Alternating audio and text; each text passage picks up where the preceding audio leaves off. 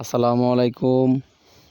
গ্রাম বাংলা মেডিকেলের পক্ষ থেকে সবাইকে আন্তরিক শুভেচ্ছা ও অভিনন্দন।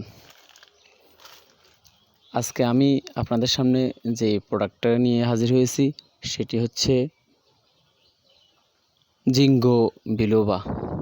জিঙ্গো বিলোবা হচ্ছে এক ধরনের ঔষধি গাছ, যে গাছ থেকে তৈরি হয় জিঙ্গুরিস নামের মেডিসিনটি। এই মেডিসিনটি আমাদের সবার জন্য অত্যন্ত প্রয়োজনীয়। আমরা যারা দীর্ঘদিন ধরে এই রোগে ভুগছি তাদের জন্য,